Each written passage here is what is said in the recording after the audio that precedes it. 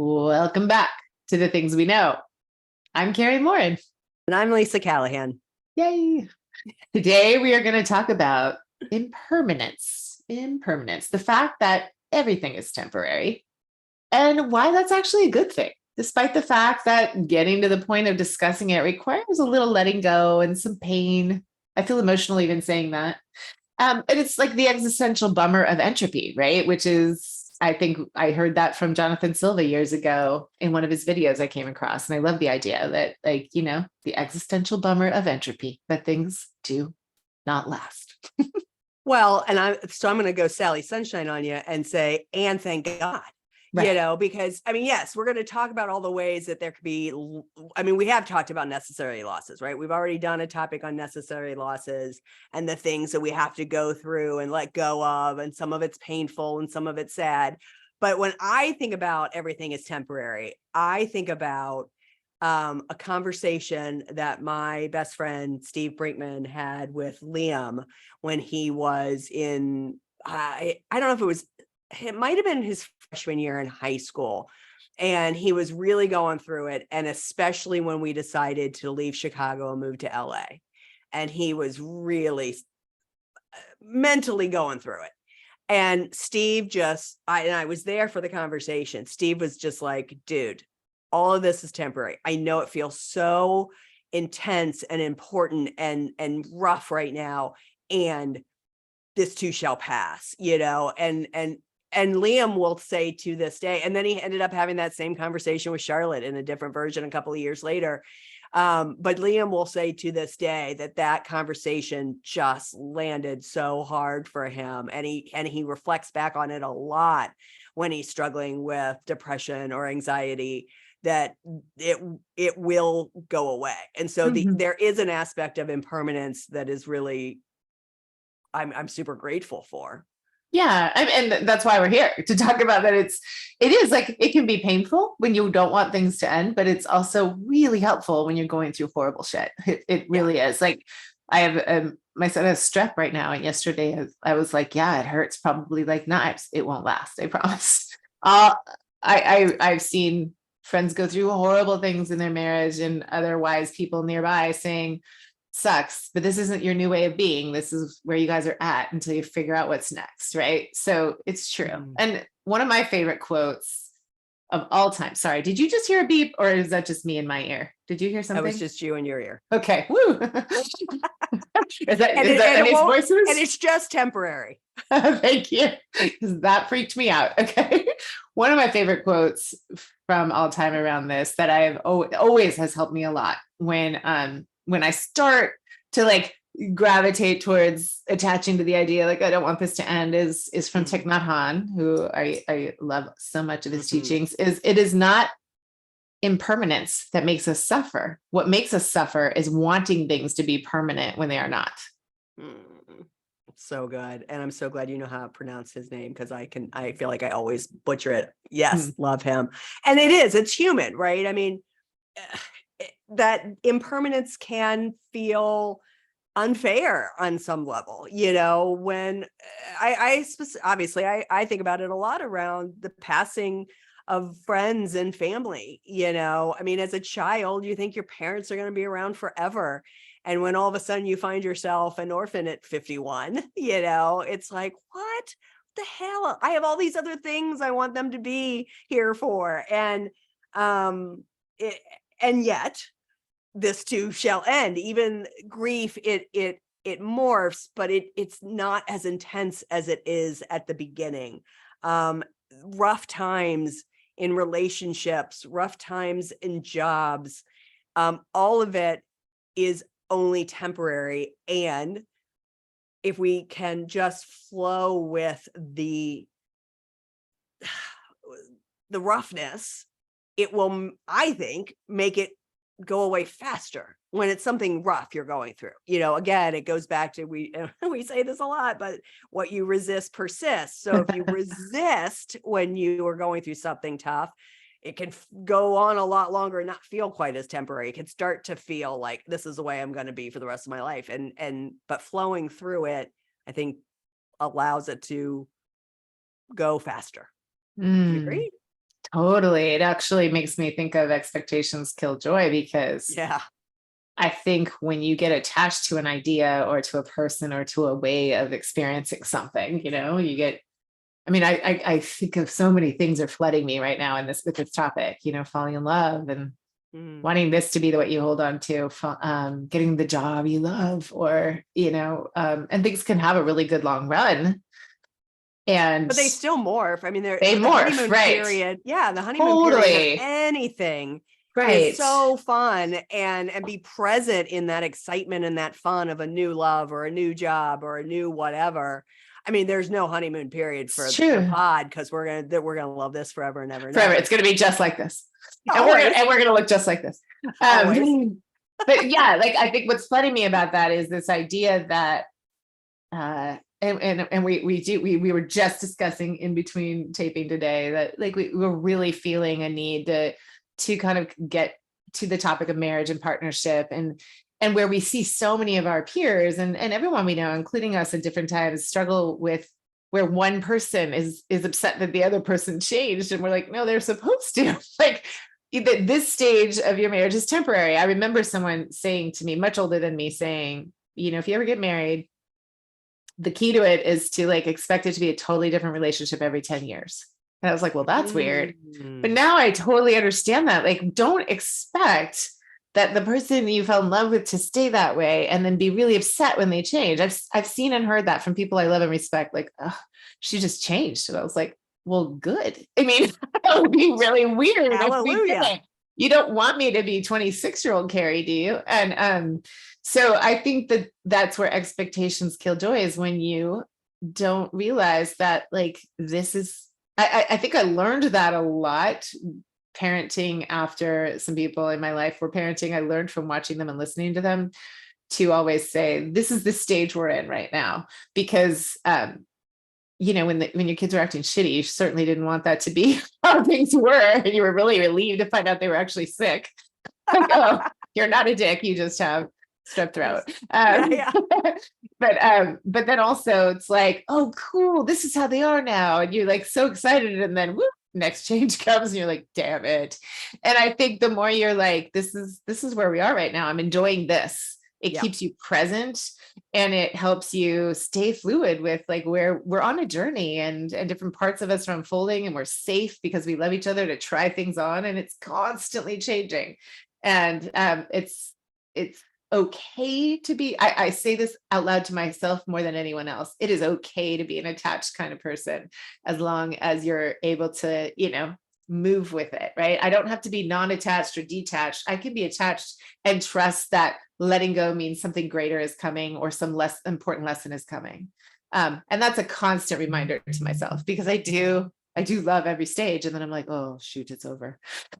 I mean, it's funny because I say that I whenever I talk to a new mom, that's one of the first things I say, is that, every stage is fun on some level. Every stage has its issues for sure as well. But I could so remember, especially with Liam, and you were probably like this with Peter too, because they were the first, of like, oh my God, I love this. Oh, I don't want him to get bigger, which of course is ridiculous, because of course you want him to get bigger.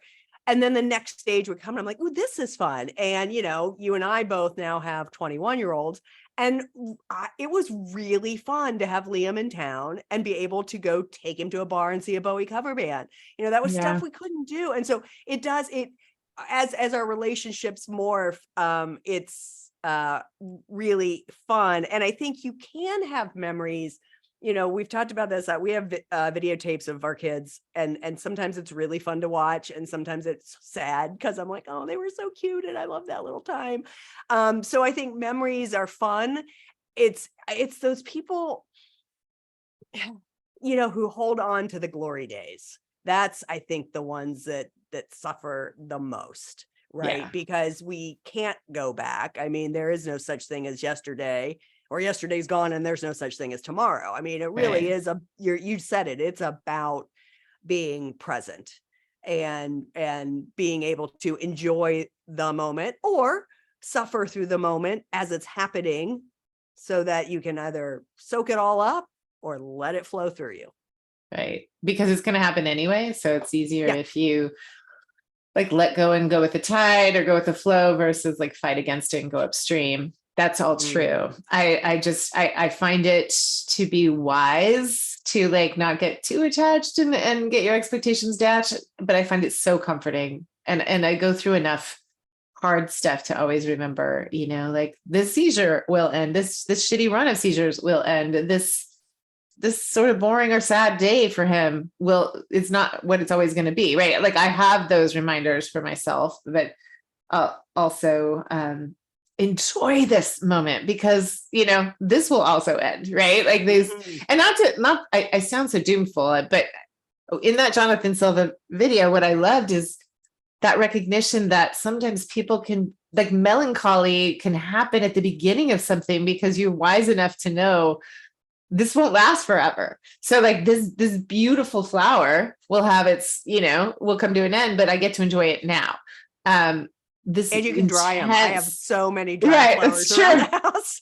Good point. But it changes, right? It shifts. Right. And this moment is beautiful and we can take a photo of it and relive it sort of, but there is a bittersweet, like, oh, and it explains, that video explained to me so much that feeling you talk about when you look at videos of your kids, but that I would get in the moment watching my 3 kids, race to the water or like play, like I would go and my husband go, what's wrong? Like, cause we were having such a happy day and I couldn't put words to it back then. And then when I saw that, I was like, that's it. It's like, I just want to like freeze this moment.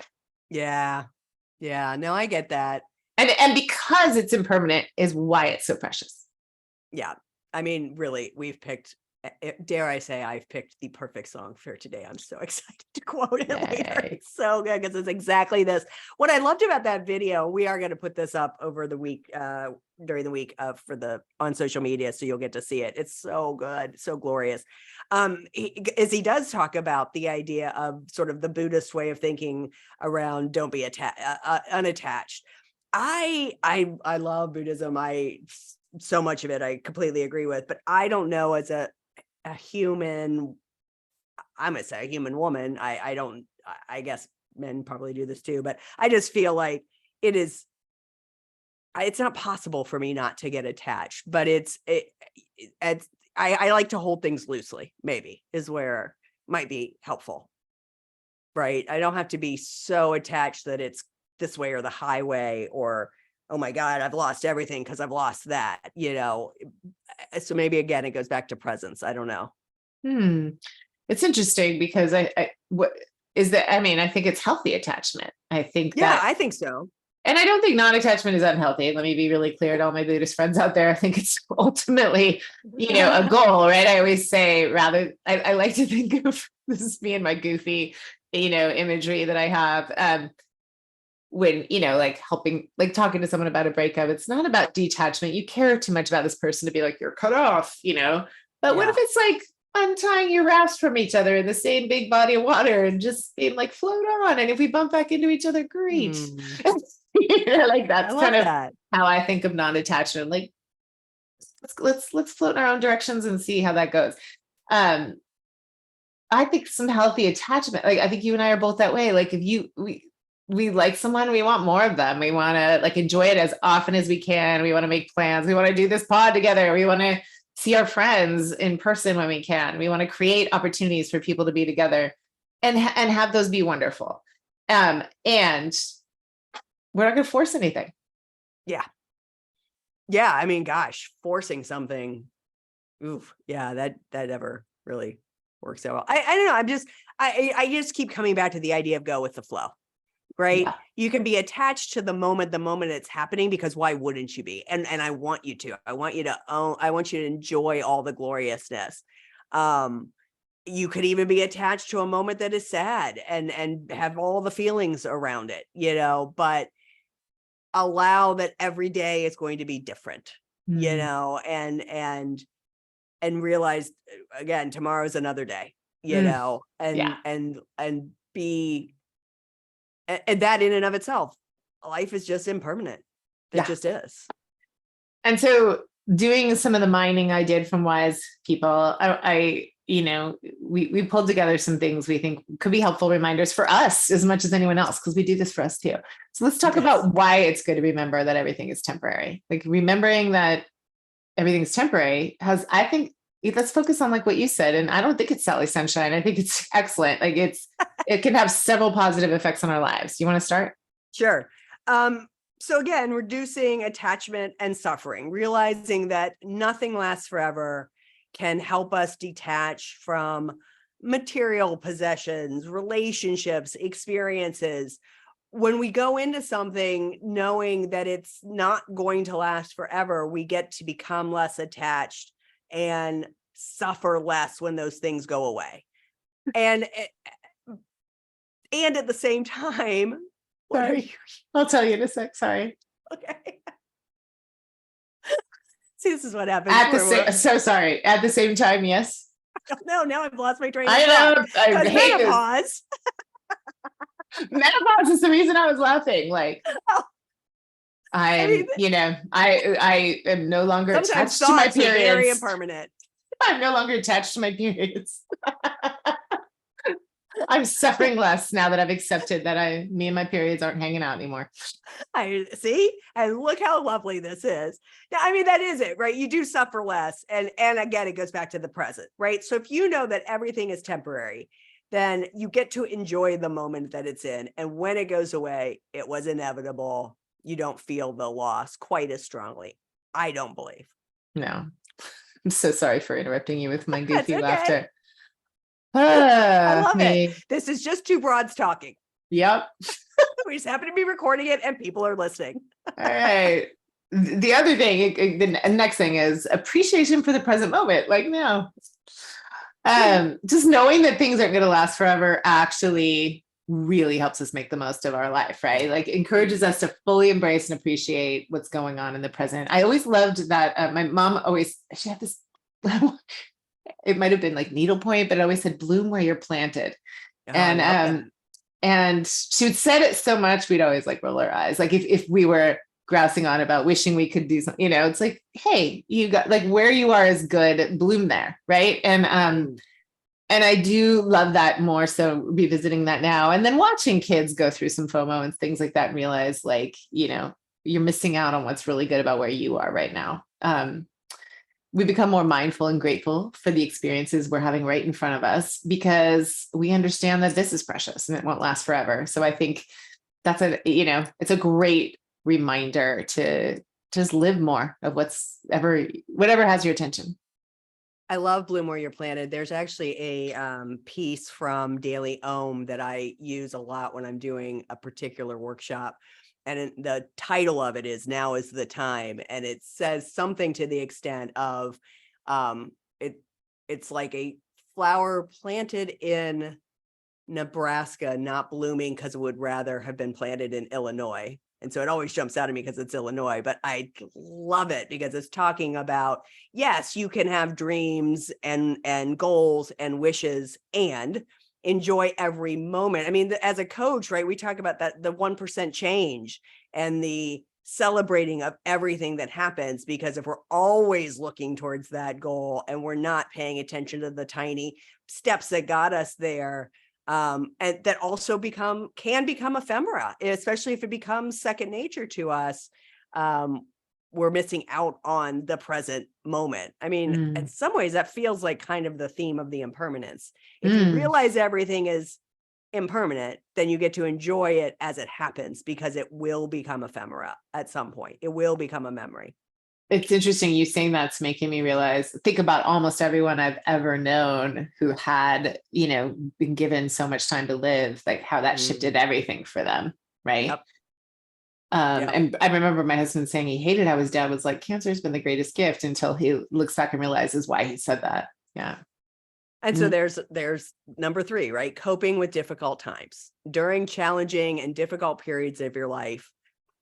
And it can be death. It can be any kind of loss, knowing that the feelings you're having are temporary and will end. The intensity of it can provide comfort. Yes, I am deep in grief right now and it will go away. I will always grieve in some way, but it won't be this intense. I think it gives hope that, yeah, today's rough, but tomorrow's gonna be a little less rough, and the next day a little less, and a little less, and a little less. Mm.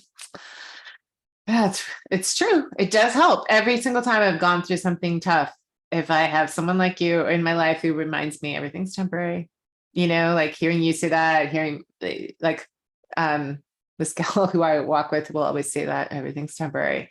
Our friend JD will always say that, like, this is like the place you're in the story, but this is not where it stays. It'll go somewhere, right? Like I just remember worrying because I went so past my due date that, like, I missed the window, and my husband's like, that you are gonna have that baby, like it is gonna happen, right? Nope, like, I had this weird psychological, like, did I miss it? Is it just gonna go away? Now I'm gonna go back to work, and I don't know. It was the weirdest feeling. God. I hope that was with Peter and not Miles. It was with Peter. It was with Peter, because it was weird and new to me, and I just didn't trust. I didn't trust I knew what was going on. It was so strange. Brendan's like, nah, you're still gonna have that baby. That baby is coming. Like, it's never ever gonna come. All right, number 4, and there are 8 of these, and they're all good. Embracing change. So change is the constant part of life, right? And acknowledging that it's temporary can make it easier to embrace it rather than to fear it. And that's the point of this one, is it helps you overcome the fear, because that's generally what it is. If you as coaches, we can ask, like, what's coming up for you, and what's the feeling you're having. And oftentimes it's fear. It's just fear of something new, something different. And our critter brain, like, it knows what's in front of them. It's not killing me to be here. I have love, safety, and belonging here. I don't know what's next. So, like you say all the time, our prehistoric brains just want everything to stay the same. Yep. So it's like a dog with a bone. Right. It just gets in there and right. tells you all the ways things shouldn't change. Exactly. So like, really, like, telling yourself I embrace change, it allows you actually to become physically and emotionally more adaptable and open to the new experiences and opportunities. Basically, it gives that critter brain the green light to go, what's next? Yeah. And it's funny though, my sister texted me a week ago or so. My niece tore her ACL and will not, as we record this pod, will not be playing volleyball for her senior year. Super sad. Sucks. So sucks. And Amy said, I know you say change is good, but I don't see it right now. And I said, and you don't have to, right? Like, some of this is retroactive, I think, too. Like, in the moment of a tough situation or a change that is unexpected, you don't have to be like, change is good. Again, go with the flow of whatever you're feeling. Be angry, be sad, be mad, cry, scream, yell. And you'll get through it a lot faster than resisting the change. Interestingly, she said my niece, who's as I said, going to be a senior, is like super chill about it. And so she understands this is temporary, So yeah, shout out to Amy and Olivia. Those stories are hard. Yeah, they are hard. So the next one is letting go of the past. I said, I think holding on to memories is a good thing. And I think it is, but holding on to them as memories, that trying to relive the glory days again, just probably not going to work in your favor. Who you were at 18, 19, 20 is different than who you are at 54. Totally cool. And how about you just go, that was a great time. And this is a great time now, recognizing that everything is temporary. I don't know. I don't want to say let go of the past. I just want to say that's a part of your life that's done, right? Because we don't want, and I'm not wanting to let go of anything. I just want to integrate it all into who you are this moment when you're listening to the pod. All those things are valid. Yeah, I think maybe instead of saying let go of the past, what I could say here is like letting go of expectations of things to be just like they were, right? Like wanting things to be how they were, because oh my God. Yeah. The amount of people that would say to me at Weight Watchers, I just want to, when I was 18, I weighed this. I'm like, dude, you are 44. You are not going to weigh what you weighed at 18. Let it go. Yeah. I have a lot of, well, obviously I have a lot of men in my life. I have 3 young men, but I mean, a lot of my peers, like male friends, even my husband sometimes, like they definitely in midlife get really caught up of what their body used to be able to do. And that does kind of hold them in an eddy for a little while. It's like, I don't know. It is kind of interesting. And I was thinking, this is very uncoachy of me to say, when you were like reliving glory days, I want to be like, dude, it's not a good look. Like, stop trying to. It's really not, though. We've all seen those people at bars. It's not a good look. Oh my God. Please embrace your age, and you might find someone, maybe not here. Yes, we definitely have. Not a good look. Okay. No, did I cut you off? Or we? Yeah. Nope, that's it. Okay. Fostering growth and development. Mm. Why embracing impermanence helps you foster growth and development. Because when we understand that things are temporary, we're more willing to take risks and try new things. Like, oh, well, even if I fall on my face, I'll move on. There'll be some other new opportunity, right? And step out of our comfort zones. And I think, like, when we can embrace that, when we can, like, I'm not going to be good at everything. I only have this one life, and people are inviting me to try this new thing. I've never been, windsurfing before. Why not? Like, instead of like, that's not what I do. That's not how I feel good about it. Like in the past, and I actually do this a lot as a coach. And I know you have a version of this too, where I say the most unloving thing you can say about yourself or anyone else is this is just how I am. It's like, oh, you've just cut off all opportunities to grow. But so I will invite people to say, instead of saying this is just how I am, could you say that again? But say, in the past, I haven't been someone who likes to try new things. I haven't been someone who likes to try things that I might suck at, but I am also learning to embrace change and see what might be new for me. Right. So I will literally annoy the heck out of them and get them to slow down and say it that way, because I think that's another way that we don't embrace change, is we keep telling ourselves, nope, this is how it's supposed to be. And so, I think that this leads to growth. I love that. It made me, thinking about this, made me think of, one time, 3 or 4 or 5 years ago, Charlotte got into a lot of trouble here at home, and we took her phone away, and it all of a sudden, and she was, I will say, side note, super happy that we did, because she was struggling with social media. And because she had no phone and no social media, she picked up the guitar and learned the guitar.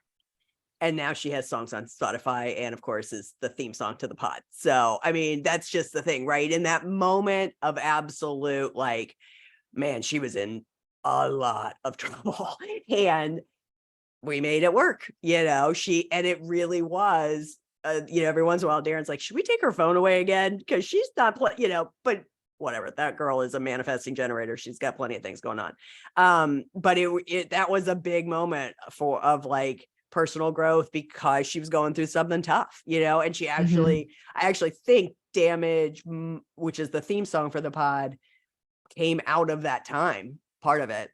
Yeah. So, it can, something that's tough can open up space for other things.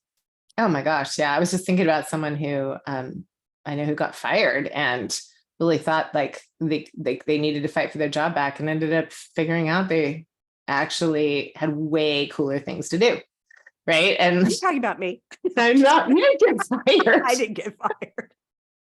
No, I like really like had to, credited the people around them. It's just someone I sort of know. So it has nothing to do with me and nothing I'd take credit for, but they were sharing their story with me about like really like had a choice between letting this mean a whole bunch about them and fight to get it back and like fight to prove themselves, or see what it opened up for them. Right. And it like really stretched them into like looking at where I need to grow, but also what are the things I haven't even fostered and developed because I've been busy doing this other thing. So. Yeah, totally. So number 7's humility and imperfections. And this is really piggybacks on what you just said. I mean, women in particular really like to have their ducks in a row before we try something new. We hold a lot of things in our brain. We see all the possibilities, good, bad, and ugly. And so we think, well, if we, I don't want to fail.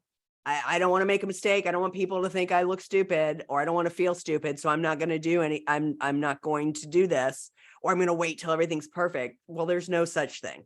And so if you embrace the opportunity to be imperfect, and that good enough is good enough, fail fast, that is when all the goodness can come out. I mean, good Lord, you and I could have, Jesus, we could have dithered and dithered and dithered over this podcast. And we just thought, nope.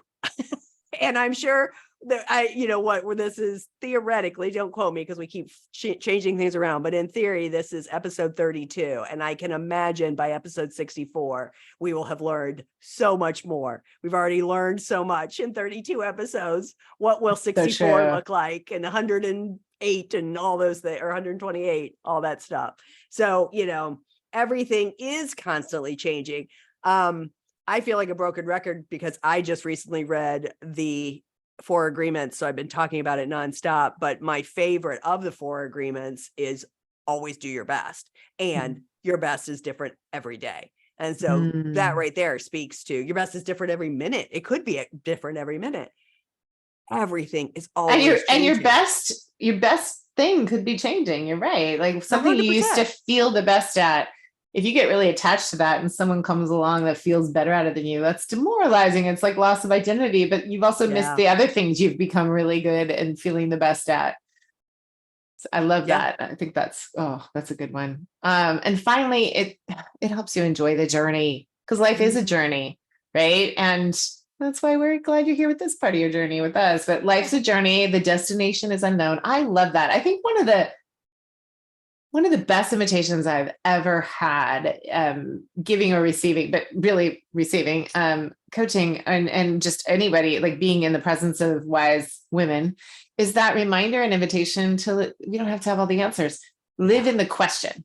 And I've gotten so much more comfortable over the years as a coach. And because there's some ego thing we have when we always want to, we want to help people just get the answers. And what if we don't? And how can we find a lot of joy and peace in not having the answers and letting it unfold? What if it just unfolds? And that has been probably the most empowering thing for me to step into and share, and even love when it causes my kids to twist. I don't want to know, it's like, no, what if we don't know? And what if that is like the point of this, to not know and let it unfold, but know who we are.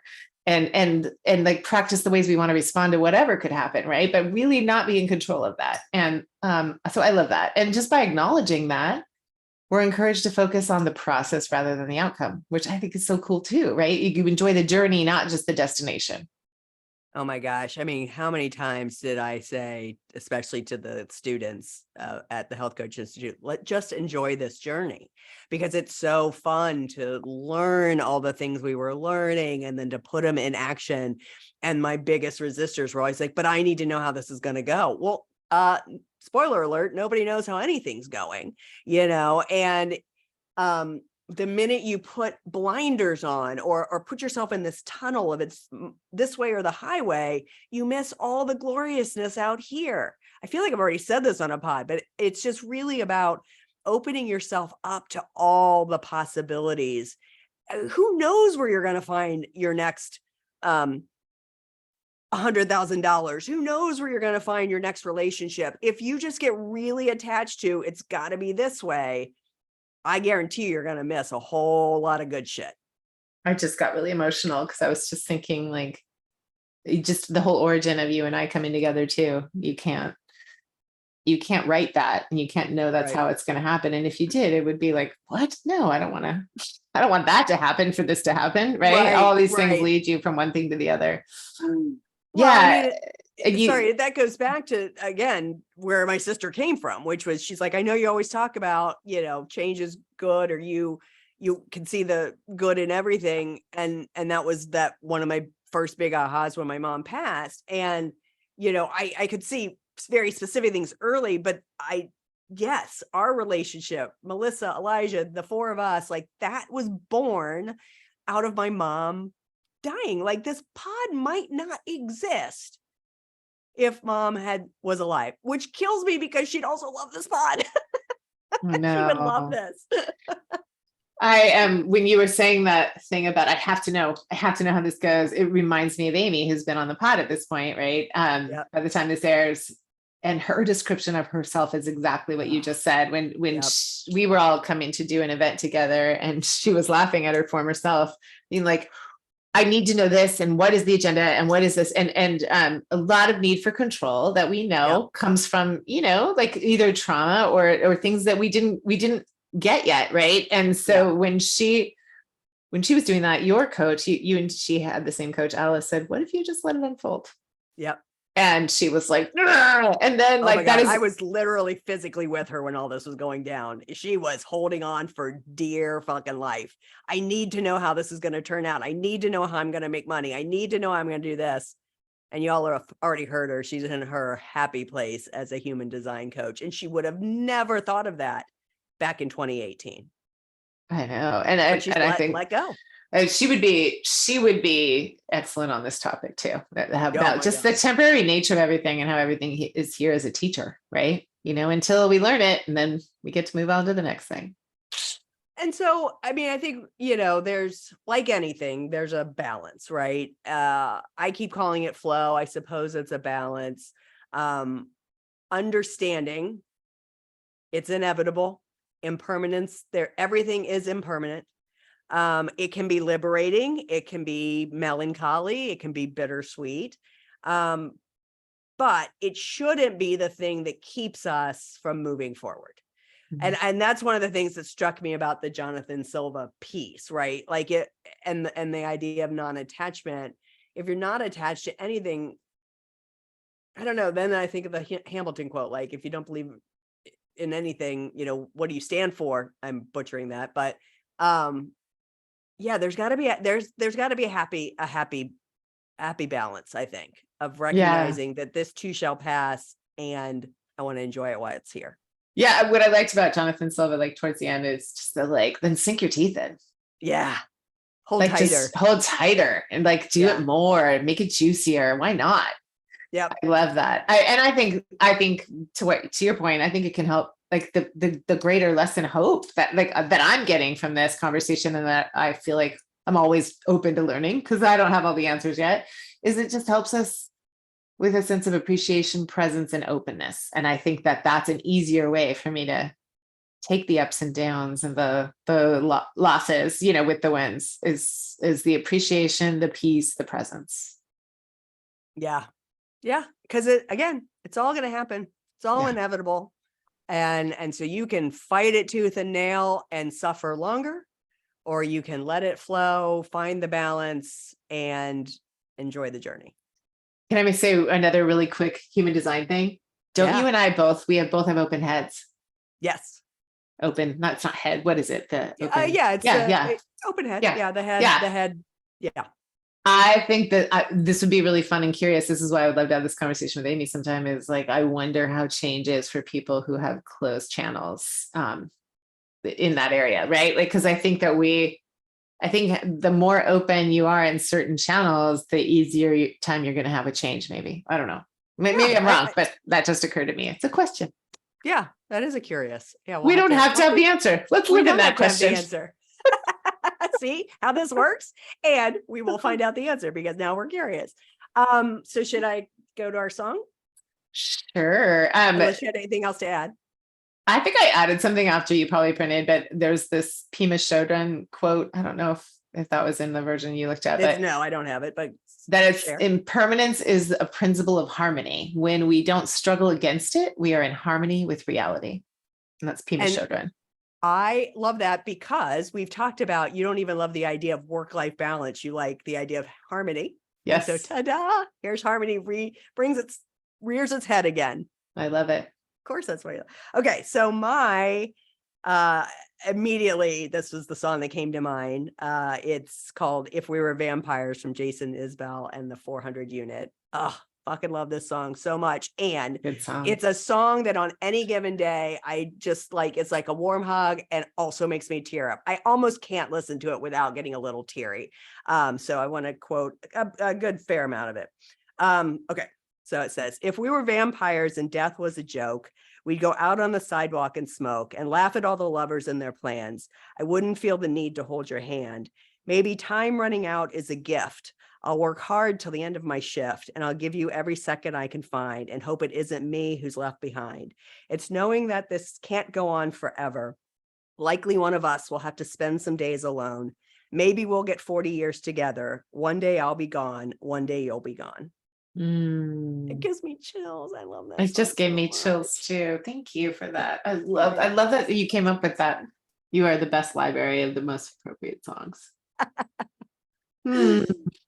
Well, this is the end of this particular pod, but there'll be a new one next week. So embrace that. Embrace the change. And if you can't embrace change, keep listening to the same ones over and over. We don't care. That's right. You can totally start putting these on repeat. I got to say, that's for me personally right now is one of my favorite parts of I feel now like we've got a library that I'm starting with my clients to be like, hey, we did a whole pod on this. I listen to this because it's not just my voice, and they get to hear you. So I feel like we're building this little library, and I hope you all will do the same. But our call to action today is we do actually add so much stuff on our social media in between episodes tied to whatever we've been talking about. We're going to throw the Jonathan Silva up this week. We always have plenty of memes and snarky little things, and occasionally we go live. So please join us on Facebook and Instagram at The Things We Know podcast. Follow us there, have your friends follow us, so that we can build even a bigger community as we move forward. You said it great. You said it great. And my dogs are barking at that. So time to go. Apparently they're very happy about our social media. All right. Well, that's it for The Things We Know this week. Thank you so much for listening, and we will be back next week. Thanks, everyone. Bye-bye.